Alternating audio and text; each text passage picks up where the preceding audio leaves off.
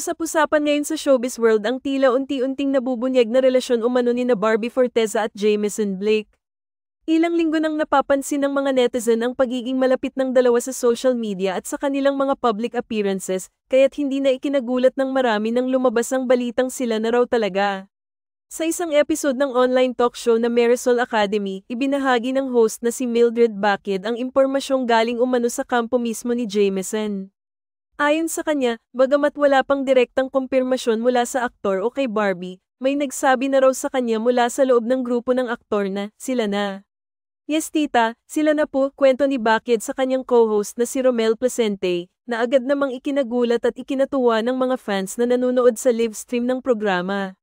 Matatandaan na nitong mga nakaraang buwan ay naging sentro ng atensyon si Barbie dahil sa naging hiwalayan nila ni Jack Roberto, na matagal din niyang naging karelasyon.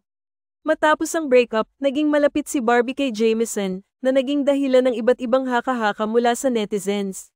Sa isang panayam, nagsalita na rin si Jack Roberto tungkol sa bagong ugnayang namamagitan kina Barbie at Jameson. Ayon sa aktor, wala siyang masamang tin-anim na damdamin sa bagong relasyon ng ex-girlfriend niya. Sa katunayan, inamin pa niya na nakausap niya mismo si Jameson at nabigyan niya ito ng payo. Sabi ko kay Jameson, kung ready ka na, kasi may mga deep talks kami ni Jameson, sabi ko sa kanya, mabait si Barbie. Alagaan mo lang, pahayag ni Jack. Dagdag pa ni Jack, nakikita naman niyang bagay ang dalawa.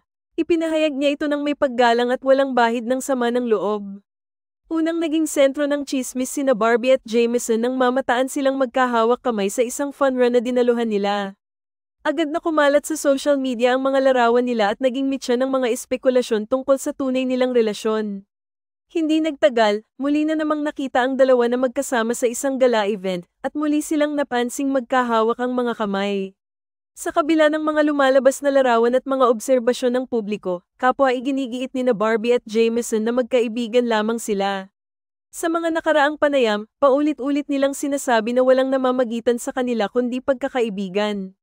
Gayunpaman, hindi pa rin mapigilan ng mga netizen na maghinala, lalo't marami ang nakakapansin ng chemistry nila kahit off-cam.